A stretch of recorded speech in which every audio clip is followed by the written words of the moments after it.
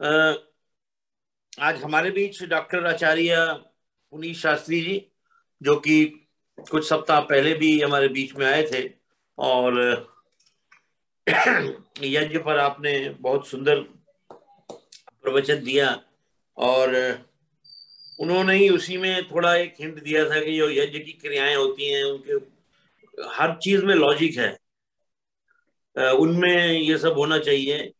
जो हमारे पात्र होते हैं वो तांबे के होने चाहिए, स्टील के क्यों नहीं होने चाहिए। समिधाएं, घृत और क्रियाएं जो हम ये करते हैं, आचमन करते हैं, क्यों, किस लिए।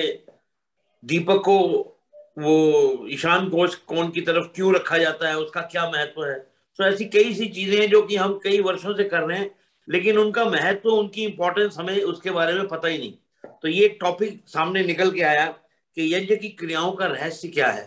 और मैं पुनीत जी से कहूंगा कि पुनीत जी, जो मैं आपको लिंक भेजता हूं, क्योंकि आज दिल्ली से कम नहीं तो 15 आदमियों ने आपके लिंक मांगे मेरे से। तो आपका अपना भी जो सर्कल है ना जी, जो जहां जहां ग्रुप्स में आप हैं, उसमें इसे आगे फॉरवर्ड करिए। बहुत लोग चाह रहे थे इसके ऊपर सुनना, तो मैंने सबको भेजे हैं वो। तो अधिक मैं ना कुछ कहता हुआ, अगले 45 से 50 मिनट तक पुनीत जी अब आपके माध्यम से और आपके स्तर पर ये अब आगे का कार्यक्रम चलेगा जी। आचार्य जी। तो मेरी आवाज ठीक ठीक आ रही है जी? बिल्कुल बिल्कुल ठीक आ रही है जी। ठीक है। सभी को नमस्ते। प्रधान जी को, मंत्री जी को, उपस्थित सभी को मेरा बहुत बहुत सादर सप्रेम नमस्ते। आज के इस कार्यक्रम को प्रारंभ करें उससे पहले मैं ये कान वाली लीड हटा दूंगा और ये वाली लगा लूंगा ताकि इससे और भी क्लियर आवाज आए। तो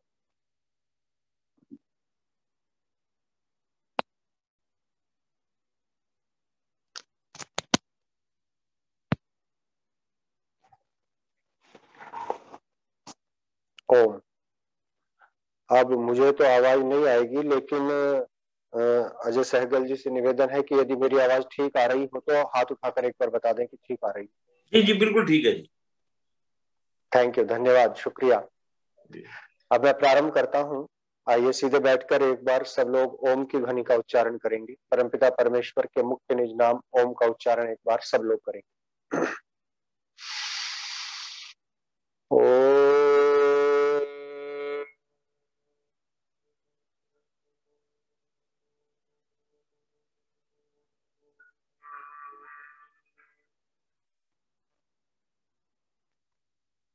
ओम त्वं हीनः पितावसौ त्वं माता शतक्रतो बभूविथ अधा ते सुम्नमीमहे। ओम नमो ब्रह्मणे नमस्ते वायो त्वमेव प्रत्यक्षं ब्रह्मासि त्वामेव प्रत्यक्षं ब्रह्म वदिष्यामि ऋतं वदिष्यामि सत्यं वदिष्यामि तन्मामवतु तद्वक्तारमवतु अवतु मामवतु वक्तारम्। तो ही आत्मज्ञान बलदाता शेष विज्ञ जन गाते हैं। तेरी चरण शरण में आकर भवसागर तर जाते हैं।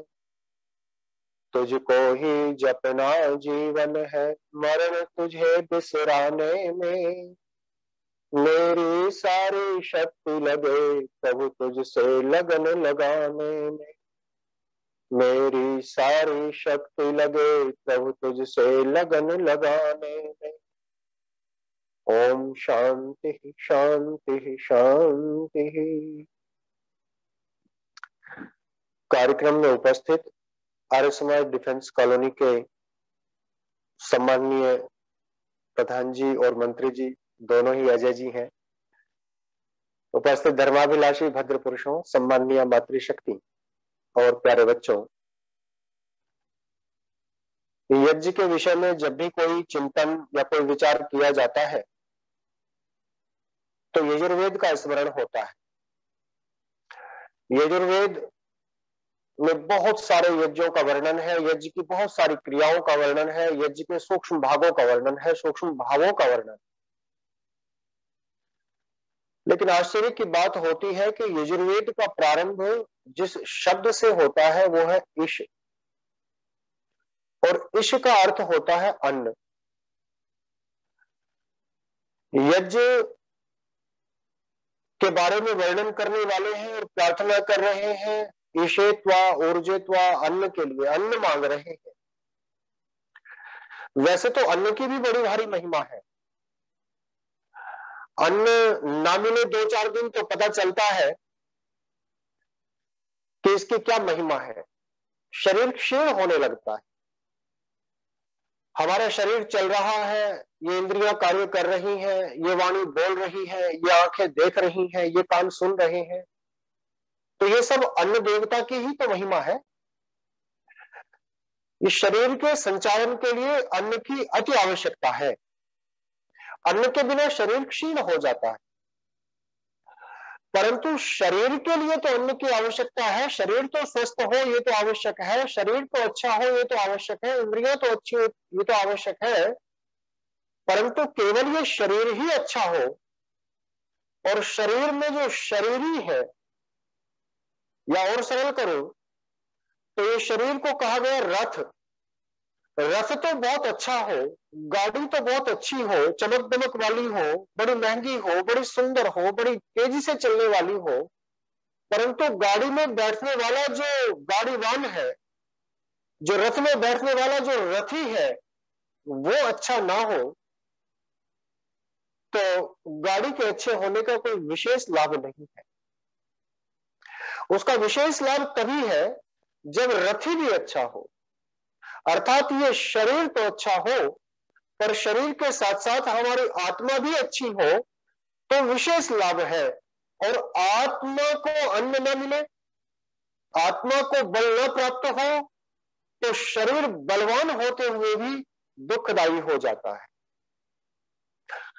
आपने बहुधा एक पशु देखा होगा जिसको हाथी कहते हैं, बहुत बार देखा होगा। हाथी हाथी कितना बलवान होता है और कितने सारे घास फूस पत्तियों को, कितने सारे अन्न को सेवन करता है। इतना बलवान होता है कि शेर भी उस पर आक्रमण करने से डरता, घबराता है कि सूंड में अगर लपेट लिया तो पटक करके मार डालेगा। बड़े बड़े वृक्षों को उखाड़ फेंकता है, लेकिन एक महावत अपने छोटे से अंकुश से उस इतने बलवान हाथी को पूरा जीवन भर अपना वशवर्ती बना करके रखता है। जैसे चाहता है उससे कार्य कराता है, जब चाहता है उठाता है, जब चाहता है बैठा देता है, जहां चाहता है वहां लेकर के चला जाता है। शारीरिक बल तो हाथी में बहुत अधिक है, लेकिन आत्मा का बल या कहें तो बुद्धि का बल मनुष्य के तुलना में, मनुष्य के मुकाबले में उतना नहीं है, और इसलिए उसको पराधीन होना पड़ता है।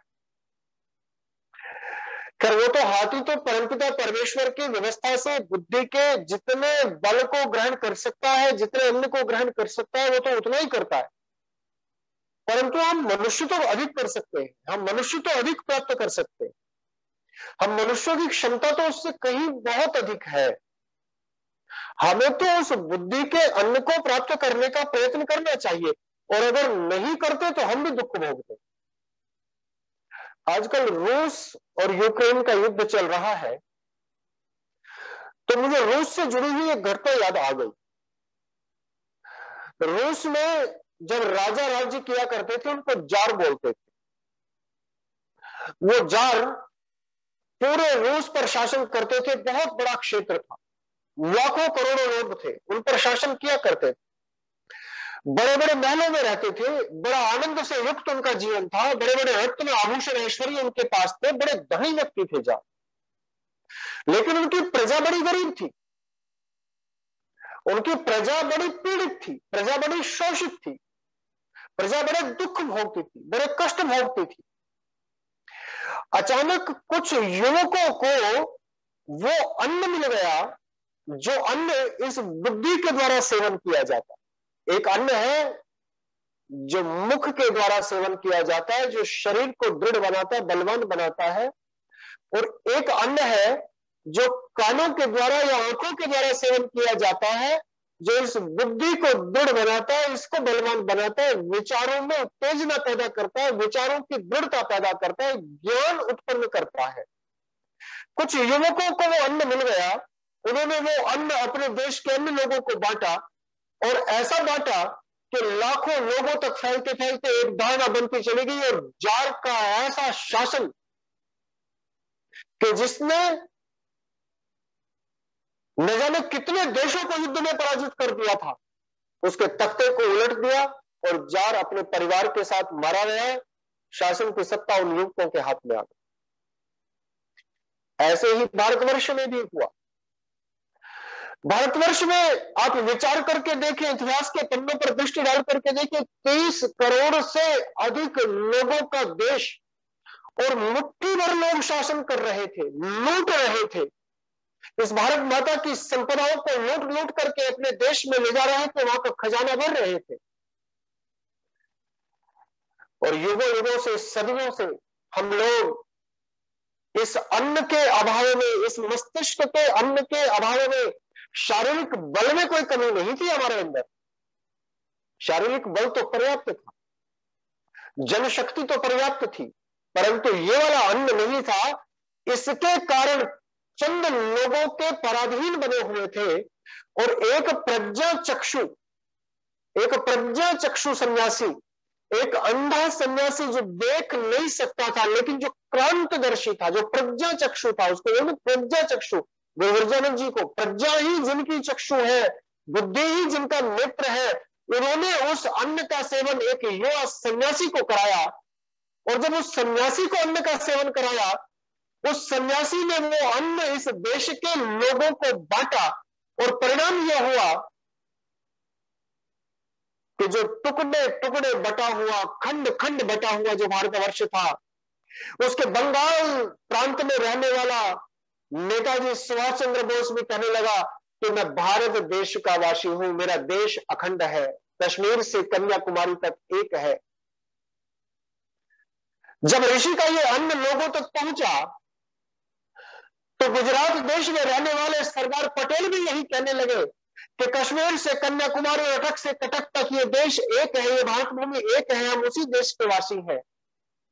और पंजाब में रहने वाले लाला लाजपत राय ने भी यही उद्घोष किया, मुंशीराम एडवोकेट ने भी यही उद्घोष किया, चित्तरंजन सावंत ने भी यही उद्घोष किया, बंकिम चंद्र चटर्जी ने भी यही उद्घोष किया, और उत्तर प्रदेश के रहने वाले बहुत सारे और अन्य वीरों ने भी, पंडित मदन मोहन मालवीय जैसे सरीखे देशभक्तों ने भी यही उद्घोष किया कि पूरा भारत एक है। जैसे ही ये अन्न बुद्धि को प्राप्त हुआ, देश की एकता का सूत्र लोगों के हृदय में बसता चला गया, और उन विश्व विजयी कहे जाने वाले मुट्ठी भर लोगों को शासन छोड़ करके देश से भाग जाना पड़ा।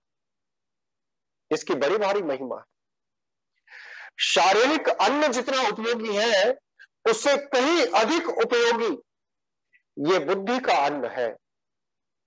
लेकिन ये अन्न है कौन सा? जब हम वेद का प्रारंभ करते हैं, ईशेत्वा ऊर्जेत्वा, जब अन्न की कामना करते हैं, तो ये अन्न है क्या? कौन से अन्न की मांग कर रहे हैं? भगवान से कौन सा अन्न मांग रहे हैं? इस शरीर को भक्षण करने वाला अन्न तो उसने पहले से ही प्रभुत्व उत्पन्न किया है, उसको तो हम अपने बाहुबल से, अपने बुद्धिबल से पा सकते हैं, प्राप्त कर सकते हैं। जब इस अन्न के बारे में चर्चा प्रारंभ हुई, तो ऋषि याज्ञवल्क्य ने, महर्षि याज्ञवल्क्य ने शतपथ ब्राह्मण में लिखा, अन्नम वै त्रयी विद्या, अन्नम वै त्रयी विद्या। ये जो त्रयी विद्या है, ये जो गद्य पद्य गेय रूप में जो 3 प्रकार की विद्या, जिसको हम ऋग यजुः साम अथर्व के रूप में वेद विद्या कहते हैं, जिसे त्रयी विद्या कहकर के पुकारा जाता है, यही इस बुद्धि का अन्न है, जिसका सेवन करने से व्यक्ति बलवान बनता है, उसका मस्तिष्क बलवान बनता है। अन्न में प्रणति, इस अन्न से ही व्यक्ति पूर्ण होता है, इस अन्न से ही उसका भरण पोषण होता है। जिसके पास ये त्रयी विद्या का अन्न नहीं पहुंचा, जिसके पास ये ज्ञान विज्ञान नहीं पहुंचा, वो कमजोर रहेगा, वो पराधीन रहेगा, वो पराभूत रहेगा, वो हारता रहेगा, वो पीड़ित रहेगा। इस वेद की विद्या को प्राप्त करना चाहिए। अब वेद की विद्या को प्राप्त कैसे करें? वेद की विद्या को प्राप्त करने के बहुत सारे मार्ग हैं। प्राचीन मार्ग तो गुरुकुलों में था। गुरुकुलों में जाकर के 8 वर्ष की अवस्था में व्यक्ति जाकर के गुरु के आश्रम में बैठ करके और सांगोपांग वेदों का अध्ययन किया करता था। आज भी गुरुकुल चलते हैं। आज भी जो पढ़ने वाले हैं गुरुकुल में जाकर के गुरुओं के समीप बैठ करके, विद्वानों के समीप बैठ करके पढ़ते हैं। वो भी एक मार्ग है, परंतु जो उस मार्ग से नहीं प्राप्त कर पाए तो वो किस मार्ग से प्राप्त करें? तो उसके लिए ऋषियों ने कुछ लक्षण बना दिए, कुछ दूसरे रूप बना दिए।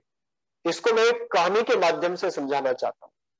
एक कहानी है, एक कथा है, प्राचीन ग्रंथों की एक कथा है। शायद आपको ये अच्छी लगेगी। अच्छी ये लगेगी कि देवों में और असुरों में युद्ध हो रहा था, आपस में लड़ाई चल रही थी।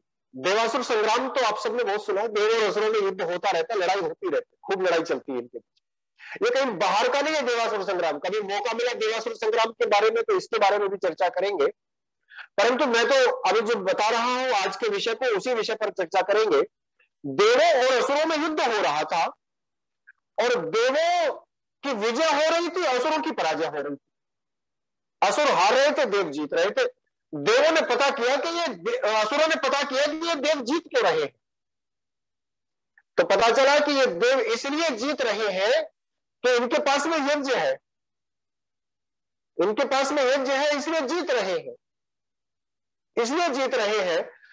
तो यज्ञ की भावना को, यज्ञ को परास्त करने के लिए, देवों को परास्त करने के लिए असुरों ने यज्ञ को पकड़ना चाहा।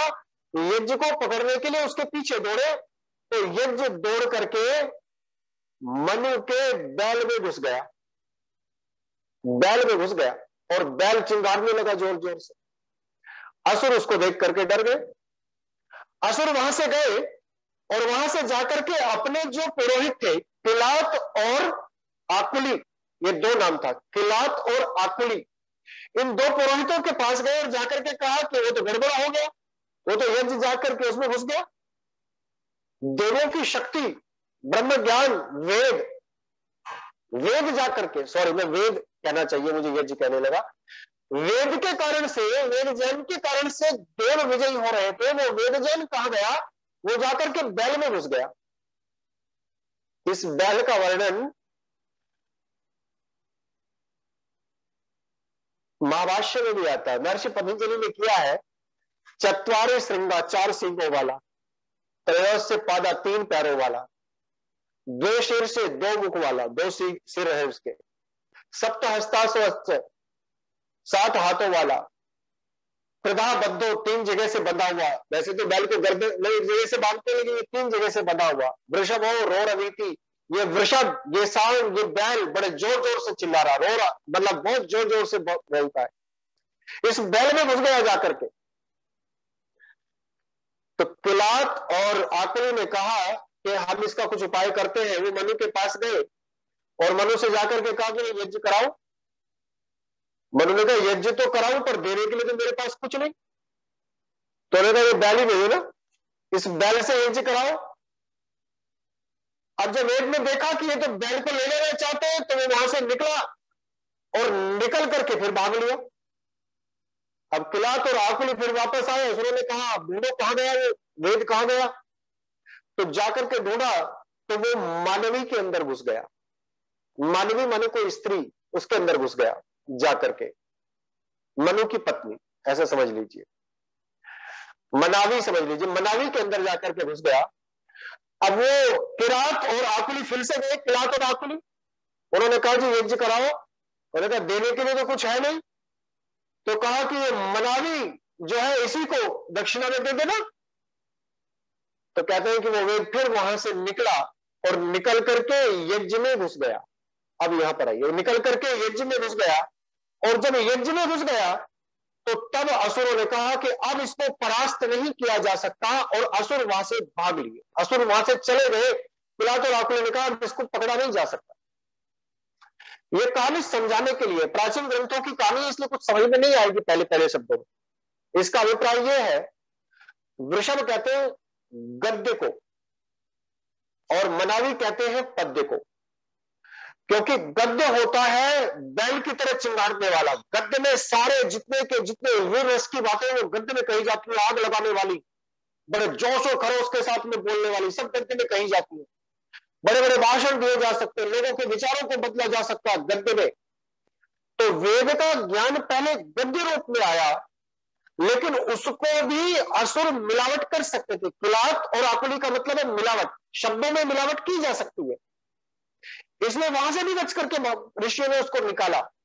फिर वो मनावी अर्थात स्त्री के रूप में आया, अर्थात स्त्री जैसे सुखदायिनी होती है, जैसे मधुरवाणी वाली होती है, ऐसे पद्य भी मधुरवाणी वाला होता। फिर वो पद्य में आ गया, कविता के रूप में आ गया, गेय रूप में आ गया, लेकिन उसमें भी मिलावट की जा सकती है, उसमें भी कुछ मिलाया जा सकता है। हालांकि कविता बिल्कुल मधुर गीतों के रूप द्वारा व्यक्ति कैसे आह्लादित होता है, जैसे अपने परिवार में माँ के पास बैठ करके, पत्नी के पास बैठ करके, बेटियों के पास बैठ करके आह्लादित होता है, आनंद को प्राप्त करता है, सुख को प्राप्त करता है, वैसे कविताओं को सुनकर के भी सुख मिलता है, हृदय को तोष मिलता है। वहां से भी निकल गया तो फिर यज्ञ में प्रविष्ट हो गया ये, और यज्ञ में प्रविष्ट हो गया, यज्ञ का मतलब है नाटक। अब समझिए, विचारों को समझाने के लिए, भावों को प्रदर्शित करने के लिए तीन प्रकार के तरीके हैं, एक है गद्य, एक है पद्य और एक है नाटक, जो हम साहित्य में भी देखते हैं। गद्य में मिलावट की जा सकती है, पद्य में मिलावट की जा सकती है, लेकिन नाटक में मिलावट नहीं हुई असुरों से। और ये जो यज्ञ है, ये जो यज्ञ की क्रियाएं हैं, ये जो यज्ञ के पात्र हैं, ये जो यज्ञ की व्यवस्थाएं हैं, ये एक एक व्यवस्था ऋषियों ने वेद के अर्थ को समझाने के लिए बनाई, और सरलता से नाटक से, इन क्रियाकलापों के माध्यम से, इन आहुतियों के माध्यम से, इन वेदमंत्रों के माध्यम से वेद के गूढ़ अर्थों को समझ सके और उस अन्न का भक्षण अपने इस मस्तिष्क में कर सके। इसलिए यज्ञ की रचना परमपिता परमेश्वर के निर्देशानुसार की गई। ये इस कथा का सार है। महिदास ऐत्रेय, और ये मेरी बात नहीं है, ऐसा नहीं कोई मैं कह रहा हूं अपने मन से बना करके, महिदास ऐत्रेय, ऐत्रेय ब्राह्मण के रचयिता, इतरा माता के पुत्र ऐत्रेय महिदास नाम के ऋषि, उन्होंने अपने ग्रंथ में ये लिखा है, ब्रह्म व ऐसे प्रपद्यते ये यज्ञम प्रपद्यते, जो यज्ञ को प्राप्त कर लेता है वो समझो ब्रह्म अर्थात वेद को प्राप्त कर लेता है। जो यज्ञ की क्रियाओं को समझ लेता है वो समझो वेद को समझ लेता है, और जो यज्ञ को नहीं समझता वो वेद को समझना भी उसके लिए मुश्किल होता है, कठिन होता है। जो व्यक्ति गुरुकुल में नहीं पढ़ पाए, जो गुरु के आश्रम में नहीं रह करके समझ पाए, जो व्यक्ति परंपरा रूप में रुद्र, आदित्य और वसु नामक ब्रह्मचर्य का पालन नहीं कर पाए, जो व्यक्ति अपने पितृयान अर्थात पैतृक मार्ग में चल रहे हैं, वो लोग कैसे वेद के गंभीर अर्थों को समझे, उसके लिए ऋषियों ने इस यज्ञ को साधन बनाया है। यज्ञ की एक एक क्रिया यही समझाने के लिए है कि वेद हमें क्या कहते हैं। मैं एक बार में एक ही क्रिया को समझा सकता हूं, बहुत ज्यादा क्रियाएं समझाना एक साथ में संभव नहीं है। आज मैं क्रिया का अर्थ बता रहा हूं। पिछली बार मैंने आचमन के विषय में बताया था, पिछली बार आचमन के विषय में बताया था। आज मैं बता रहा हूं कि यज्ञ में सबसे प्रिय वस्तु क्या है देवों को। यज्ञ में देवों को सबसे प्रिय क्या है? देवताओं को सबसे प्रिय यज्ञ में होता है आज्य, सबसे प्रिय आज्य होता है, इसलिए सर्वाधिक आहुति यज्ञ में आज्य की ही होती। अब आप कहेंगे ये आज्य क्या है? सुना तो आपने भी होगा, अष्ट आज्याहुति, अष्ट आज्याहुति। अब आज्य की आहुति देने ऋषि जी के ग्रंथों को आप पढ़ करके देखें, स्थान स्थान पर आज्य शब्द का प्रयोग मिलता है, आज्य, और हम लोग उसका अर्थ करते हैं घी। घी के लिए दो शब्दों का प्रयोग होता है, एक आज्य और एक घृत। इन दो शब्दों का प्रयोग होता है, आज्य और घृत। ऐसा कहते हैं, एक प्राचीन ग्रंथ में ऐसा आया है कि आज्य देवों को प्रिय है और घृत मनुष्यों को प्रिय है।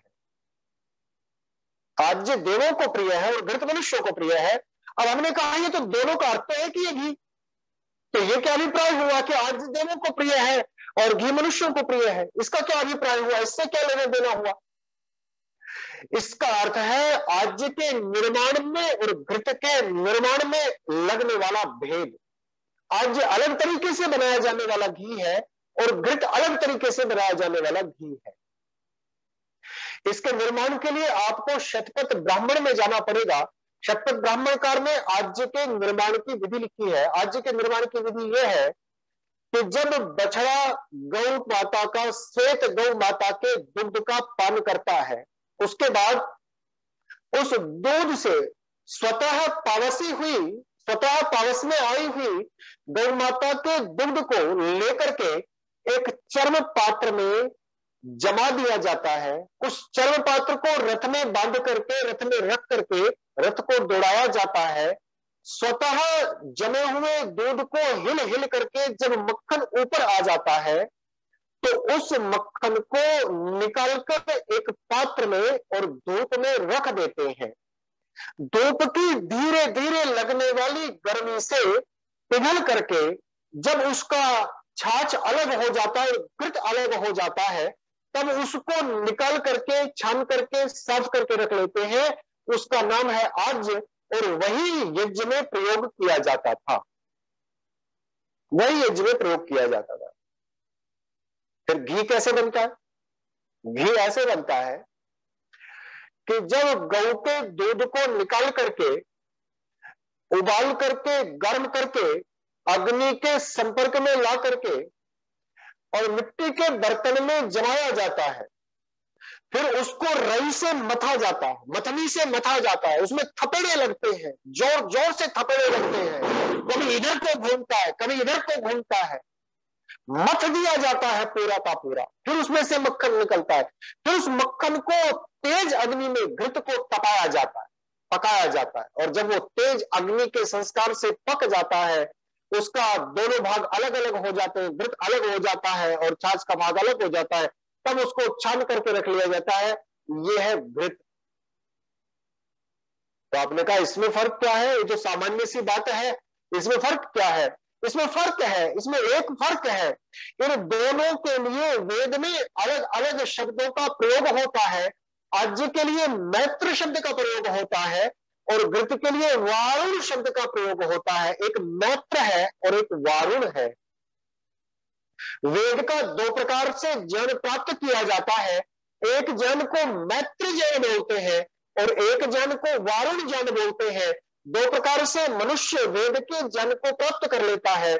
जब गुरु की कृपा से विद्वानों के समीप आकर के श्रद्धा भाव से मनुष्य वेदवाणी का स्तवन करता है और उसको चिंतन मनन के द्वारा, अपने चिंतन मनन के द्वारा, अपने अंतःकरण में, अपने आत्मा के सोने के प्रकाश से उसको पिघला करके जब उसको ग्रहण करता है तो वो आज्य है। उसमें थपेड़े नहीं लगे हुए, उसमें तीव्र अग्नि का संस्कार नहीं लगा हुआ। लेकिन इसके विपरीत जो वरुण देवता है, वरुण के बारे में आपने सुना होगा कि वरुण के पाश बड़े कठोर होते हैं। वरुण के पाश बड़े कठोर होते हैं। हम यज्ञ में मंत्र बोलते हैं ना, उदुत्तमम वरुण पाश वाधवम निबद्धमम श्रथाया अथा वयम आदित्य व्रते तवागसोश्यामा। हे वरुण, अपने पाशों से हमें मुक्त कर दे। तूने अपने पाशों में, बंधनों में हमें बांध रखा है, उन बंधनों को छोड़ डाल। मनुष्य जब अपने वरुण के बंधनों में बंधा हुआ, अर्थात मथनी के, रई के चारों तरफ लिपटी हुई रस्सी से बंधा हुआ मथा जाता है, जब वो अपने अनुभव में ठोकरें खाता है, बार बार चोट खाता है, बार बार गिरता है, पड़ता है, संभलता है और फिर बार बार सीखता है, और सीख करके जब बाहर दुनिया के द्वारा प्राप्त किया जाने वाला कठोर अग्नि रूपी संस्कार उसको पिघलाता है। ये दुनिया तो बड़ी कठोर है ना, ये दुनिया कोई आसान नहीं है, बड़ी कठोर है ये दुनिया। इसमें कुछ भी आसानी से नहीं देते हैं। यह दुनिया बड़ी मुश्किल से मिलता है सब कुछ। गुरु के यहां तो आसानी से मिल सकता है, विद्वान लोग तो आसानी से दे सकते हैं, लेकिन दुनिया वाले बड़े कठोरता से देते हैं। तो जो कठोरता से प्राप्त होता है उसका नाम है घृत, अर्थात जो ठोकरे खाकर के जो ज्ञान मिले वो है घृत।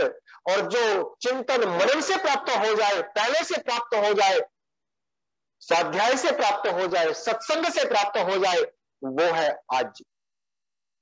अब चूंकि यज्ञ को तो अध्वर कहा जाता है, अध्वर का मतलब होता है हिंसा रहित, न ध्वरति इति अध्वर, अध्वर नाम है यज्ञ का, अध्वर का मतलब है हिंसा रहित।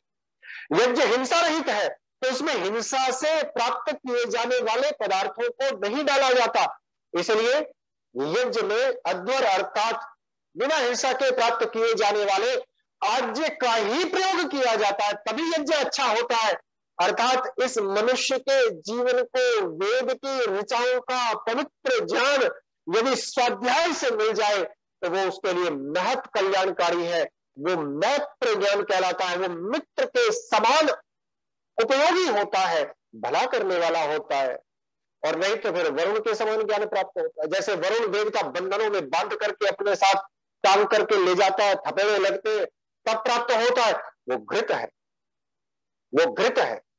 वो शरीर को तो पुष्ट कर सकता है, जितने ज्यादा ठोकरें खाता है, जितने ज्यादा व्यक्ति गिरता पड़ता है, उतने ज्यादा शरीर पुष्ट होता चला जाता है। शरीर को तो पुष्ट कर सकता है, लेकिन आत्मा को पुष्ट करने वाला जो ज्ञान है वो वेद का ज्ञान आज्य है, उसको प्राप्त करना है। उससे घृत के उस आज्य के द्वारा अग्नि में आहुति प्रदान, आज्येन जुहोति, आज्य के द्वारा आहुति प्रदान करता है। ये एक बात हुई। मैंने पिछली बार आपसे ये वादा किया था कि मैं घृत के बारे में और समिधाओं के बारे में कुछ बताऊंगा। तो घृत के बारे में तो मैंने बता दिया कि आज्य क्या होता है। वेद का वह ज्ञान, वेद की उन ऋचाओं का वो चिंतन, वो मनन जो व्यक्ति अपने स्वाध्याय से और मनन से प्राप्त करता है, वो आज्य कहलाता है। इसलिए यज्ञ में डाले जाने वाले घृत को आज्य कहा गया कि मनुष्य के लिए एक संकेत है कि जिस तरह से इस आज्य का निर्माण किया जाता है, वैसे ही ज्ञान के निर्माण से इस अन्न से आपका बुद्धि, आपका मस्तिष्क जब भर जाएगा तो आत्मा उसी अन्न से बलवान होगी। दूसरी चीज है समिधा। अब समिधा शब्द के अंदर आते हैं दो शब्द, सम माने अच्छी प्रकार से और इद्ध माने होता है जलना। सम माने अच्छी प्रकार से, इद्ध माने होता है जलना। जो अच्छी प्रकार से जलना है उसका नाम है समिधा, जो अच्छी प्रकार से जल सकता है उसका नाम है समिधा। अर्थात जो जलावन है, जो अच्छे से सूखी हुई जलावन लकड़ियां है, उनका नाम समिधा है। लेकिन समिधा आज्य की परिपूर्ति के लिए आवश्यक है, अर्थात आज्य का उपयोग समिधाओं के बिना नहीं हो सकता। यदि यज्ञ में समिधा ना हो, यदि यज्ञ में समिधाएं प्रज्वलित ना हो, यदि यज्ञ में समिधाएं में अग्नि प्रदीप्त ना हो रही हो, तो आप आज्य का उपयोग नहीं कर सकते। आप घृत की आहुतियां नहीं डाल सकते, आहुति डालोगे भी तो व्यर्थ हो जाएगी, आहुति डाली और व्यर्थ हो गई। तो समिधा क्या है? समिधा का नाम है व्यवहार। समिधा का नाम है व्यवहार। जहां आज्य मनुष्य का ज्ञान पक्ष है, वही समिधा मनुष्य का व्यवहार पक्ष है, मनुष्य का व्यवहार है। और देखिए, छोटी सी बात बता दूं आपको, 3 समिधाएं यज्ञ के प्रारंभ में समर्पित करते हैं, 3 समिधाएं देते हैं, 3 समिधाएं देते हैं। और जब समिधा अग्नि में समर्पित करते हैं, 3 समिधाएं अग्नि में समर्पित करते हैं, तो बहुत बार आपने ये बात सुनी होगी कि आधिदैविक, आधिभौतिक और आध्यात्मिक दुखों की निवृत्ति के लिए हम समिधाएं अग्निदेव को समर्पित कर रहे हैं, भगवान से प्रार्थना कर रहे हैं। परंतु कभी सोचा है कि मनुष्य को दुख क्यों प्राप्त होता है? मनुष्य के दुख का बहुत बड़ा कारण उसका व्यवहार होता है।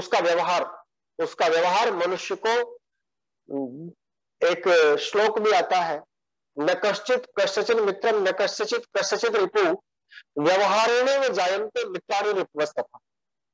हम अपने मित्रों के पास बैठ करके बड़ा सुख अनुभव करते हैं, बड़ा सुकून अनुभव करते हैं, बड़ा आनंद अनुभव करते हैं, और जब कोई विरोधी के पास बैठ जाए तो कष्ट अनुभव करते हैं, बिना कुछ कहे कष्ट अनुभव करते हैं। तो वो नीतिकार कहता है कि सुख और दुख प्राप्त करने का एक ही माध्यम है कि ना कोई मित्र है ना कोई शत्रु है, हमारा व्यवहार ही हमारे आसपास हमारे मित्र हमारे शत्रुओं को बनाता है। ये व्यवहार ही है, ये समिधा व्यवहार ही है। और 3 समिधाएं समर्पित करते हैं, जब 3 समिधाएं समर्पित करते हैं तो उनमें कुछ बातों का ध्यान रखते हैं, कुछ बातों का विशेष ध्यान रखते हैं। जैसे आज्य को बनाते समय हमने कुछ बातों का ध्यान रखा ऐसी संविधाओं को समर्पित करते समय भी कुछ बातों का ध्यान रखते हैं। पहली बात कि संविधाएं सीधी होनी चाहिए, सरल होनी चाहिए। वो 3 संविधाएं जो हम समर्पित करते हैं, आप जब यज्ञ करते हैं तो ढूंढ ढूंढ करके निकालते हैं जो सीधी सीधी संविधाएं हैं, उन्हीं को 3 संविधाओं के लिए सबसे पहले चुन लेते हैं कि सीधी होनी चाहिए, सरल होनी चाहिए, पहली बात। दूसरी बात है सूखी होनी चाहिए, गीली नहीं होनी चाहिए, सूखी होनी चाहिए। गीली संविधाएं समर्पित करेंगे तो धुआं निकलेगा, गीली संविधाएं डाल देंगे तो चारों ओर को धुआं धुआं हो जाएगा, यज्ञ कष्टदायी बन जाएगा। सूखी होनी चाहिए। और तीसरी बात है कि घृत में डूबी होनी चाहिए, घृत में डूबी होनी चाहिए। जो संविधा हम समर्पित करते हैं, अयंत एव आत्मा और संविधाग्निम विनश्यता और तंत्वा सहित भिरंगिरों, 3 मंत्रों 4 मंत्रों के जो 3 संविधाएं समर्पित करते हैं, उन संविधाओं में हम बोलो ये 3 गुण देखते हैं या नहीं देखते। तो संविधा सीधी होनी चाहिए, संविधा सूखी होनी चाहिए और संविधा घृत में डूबी होनी चाहिए। हमारे व्यवहार में भी यही 3 बातें होनी चाहिए। हमारा व्यवहार सरल होना चाहिए, सीधा होना चाहिए। जो लोग ऐसे ऐसे ऐसे ऐसे करते हैं, जो कुटिल चाल चलते हैं, जो कुटिल चाल चलते हैं, ऐसे लोगों को दूर रखने की प्रार्थना वेद में है, ऐसे विचारों को दूर रखने की प्रार्थना है। दुरे वाया अभिहुता, जो ये ऐसे ऐसे चाल चलने वाले ना, कुटिल चाल वाले, हे परमेश्वर मुझे इनसे और इनको मुझसे दूर ले जाओ। मैं इनके समीप भी नहीं रहना चाहता, कुटिल चाल वालों के। मैं एक भी कुटिल बात सीखना नहीं चाहता, मैं अपने जीवन में कोई कुटिलता धारण ही नहीं करना चाहता, मैं तो इनसे बहुत दूर रहना चाहता हूं। मैं तो सरल रास्ते पर चलना चाहता हूं। वेद कहता माहिर भूमा प्रजातु, अहिर मत बनना, सांप मत बनना, सांप की तरह टेढ़े मेढ़े चलने वाले मत बनना, सीधी चाल चलने वाले, सरल चलने वाले बनना, सरल व्यवहार वाले बनना। सरल व्यवहार हमारा होना चाहिए, सरल हमारी विचार होने चाहिए, कुटिलता युक्त हमारा मन नहीं।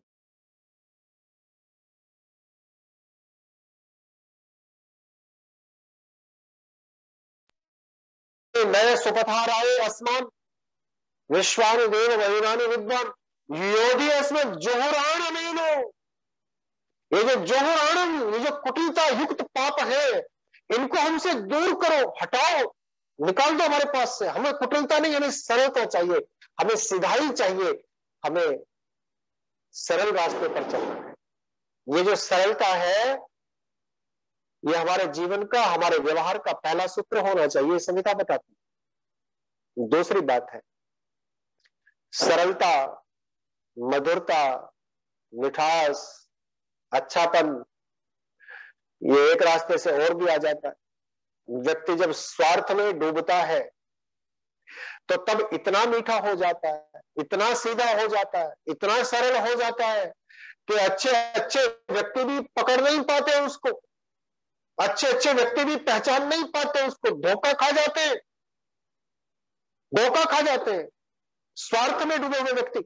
मैं एक आर्य समाज के ग्रुप में, कई बहुत सारे ग्रुपों में जुड़ा हुआ हूं, एक आर्य समाज के ग्रुप में जुड़ा हुआ था।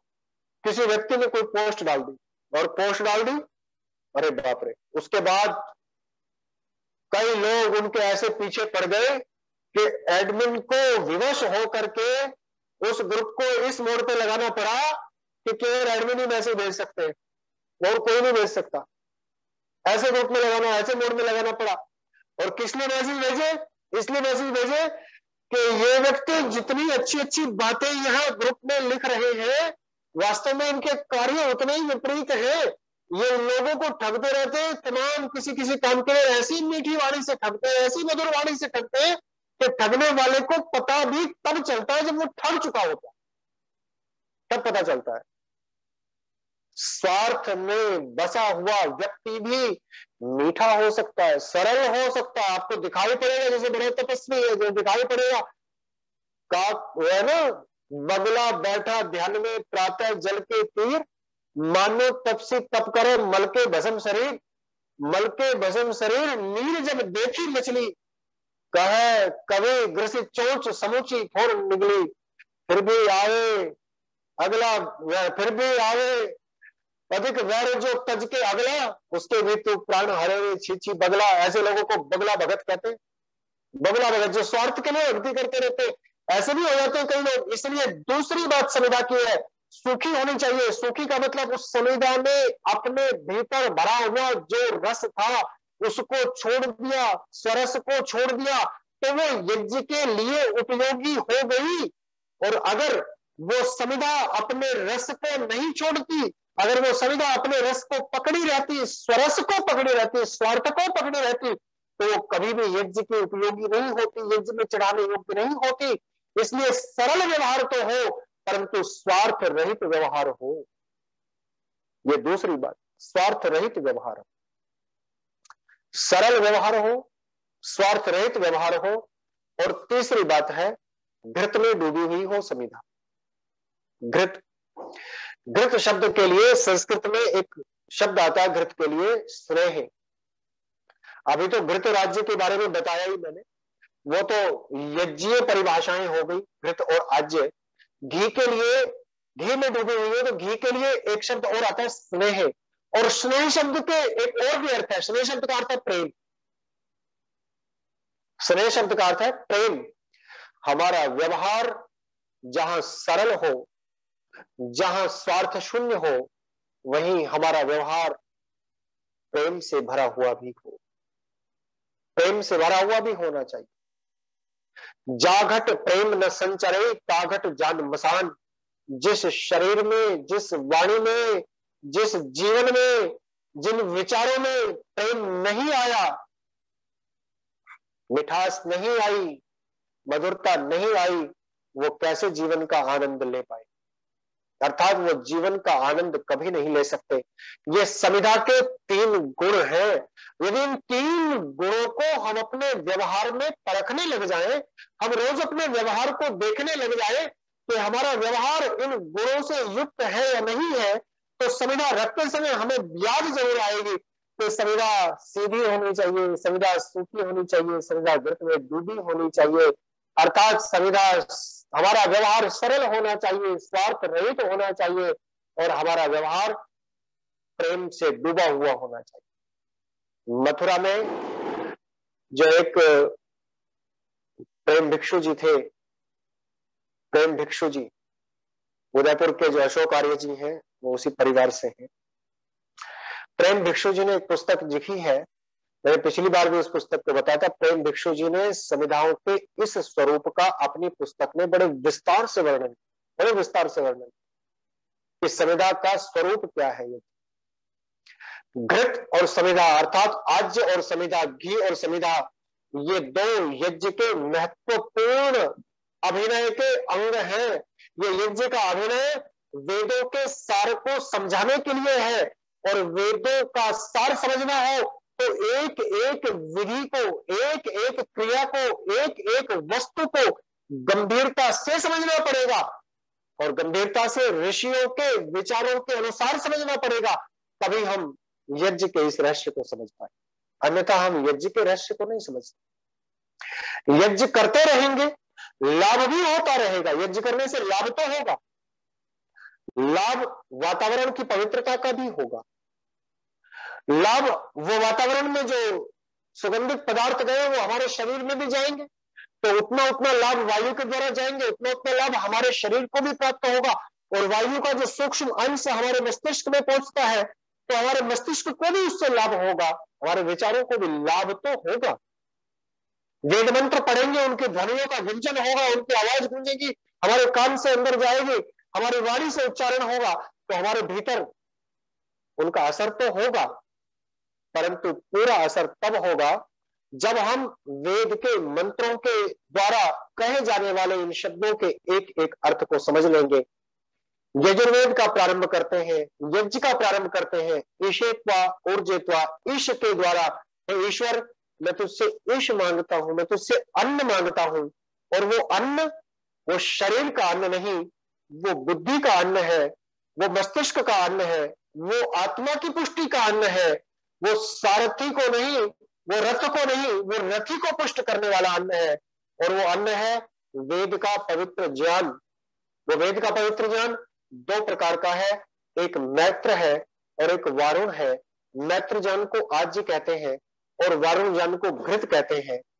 हम ये विचार करें कि हम कैसे घी से यज्ञ करना चाहते हैं। हम आज्य से यज्ञ करना चाहते हैं अर्थात हिंसा रहित यज्ञ करना चाहते हैं, या हम वारुण यज्ञ करना चाहते हैं, ठोकरे खा खा करके यज्ञ करना चाहते हैं। यदि नहीं ठोकरे खाना चाहते तो स्वाध्याय सत्संग यही एक मार्ग है, चिंतन मनन यही एक मार्ग है जिसके द्वारा हम वेद के गंभीर अर्थों को समझ सकते हैं। मैंने भी ऐसे ग्रंथों को पढ़ पढ़ करके, ऋषियों के ग्रंथों को पढ़ पढ़ करके थोड़ा बहुत सीखा है। आप भी सीख सकते हैं, आप भी स्वाध्याय करके सीख सकते हैं। और दूसरी चीज जो मैंने बताई, समिधा।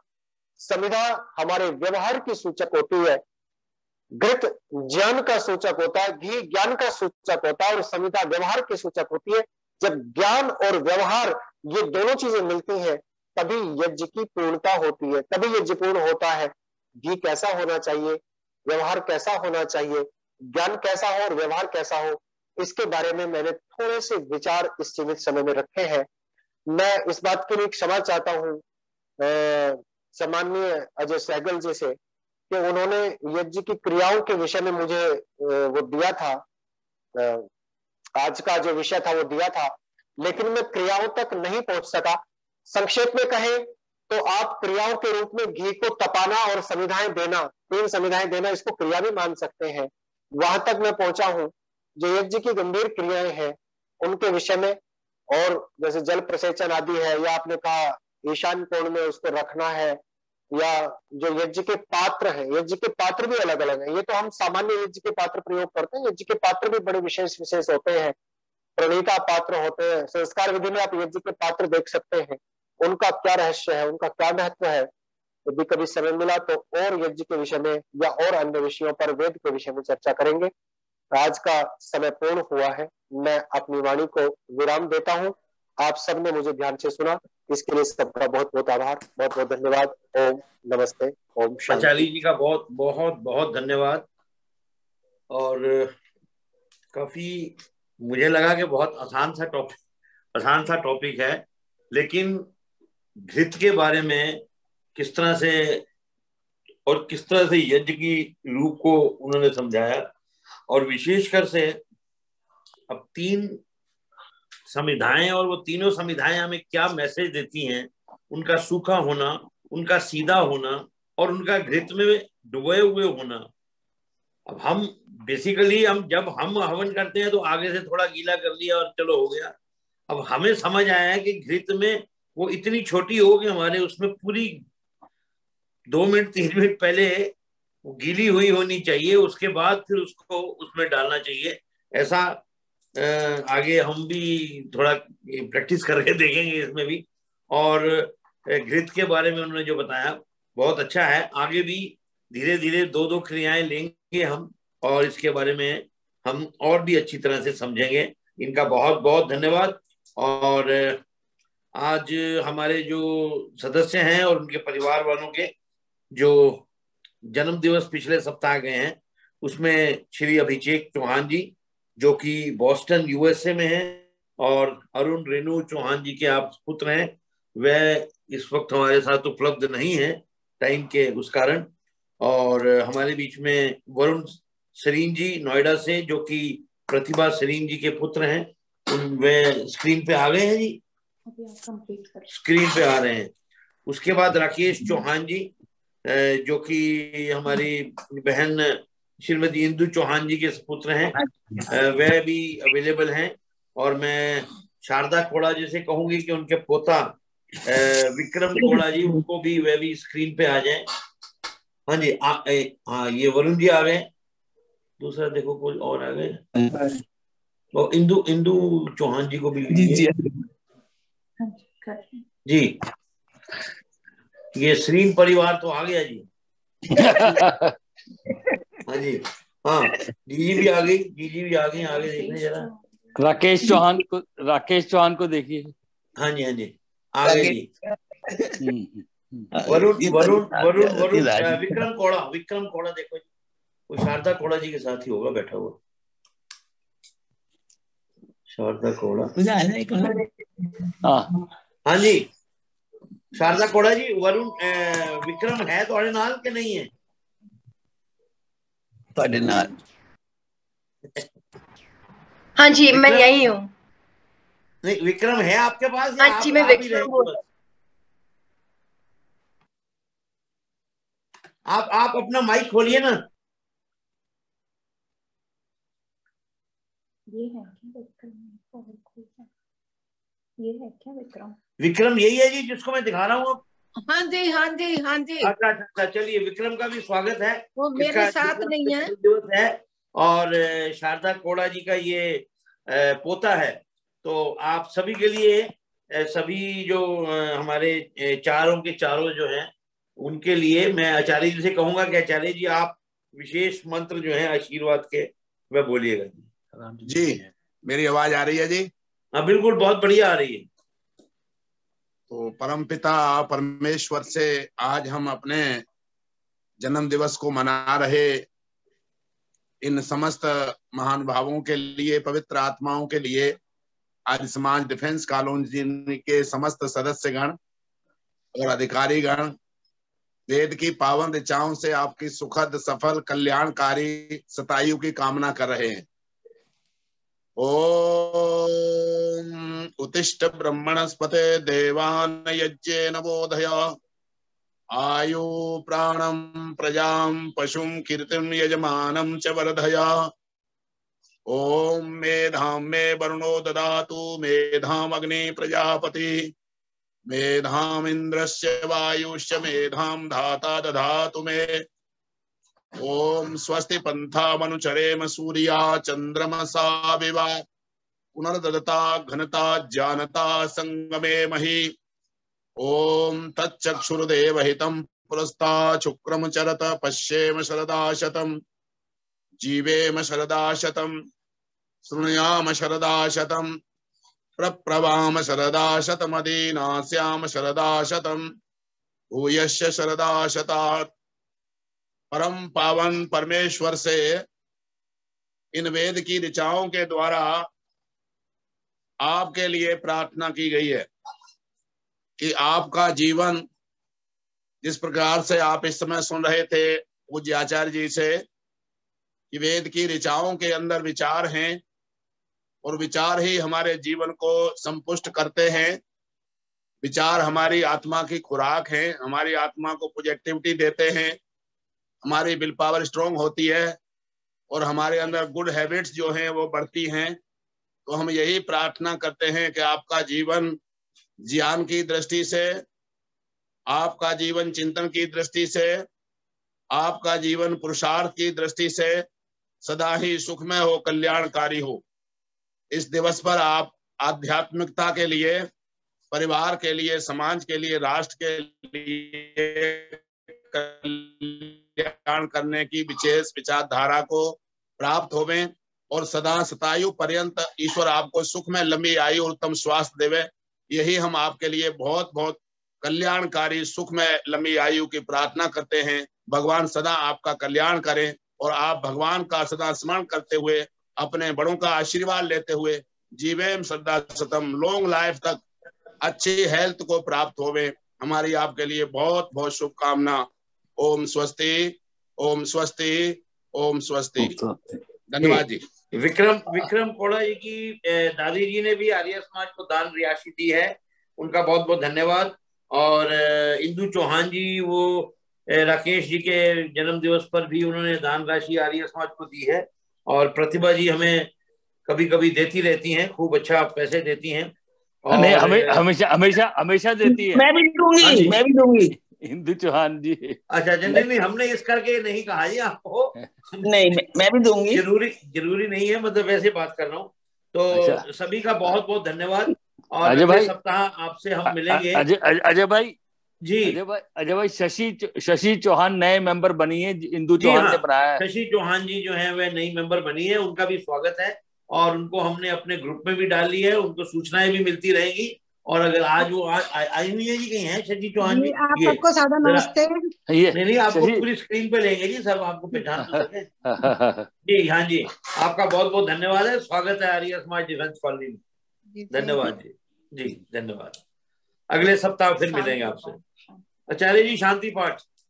ओम देव शांतिरंतरिक्षम शांति, पृथ्वी शांतिरापाः शांतिरोषधया शांति, वनस्पतयः शांतिर्विश्वे देवाः शांति, ब्रह्म शांति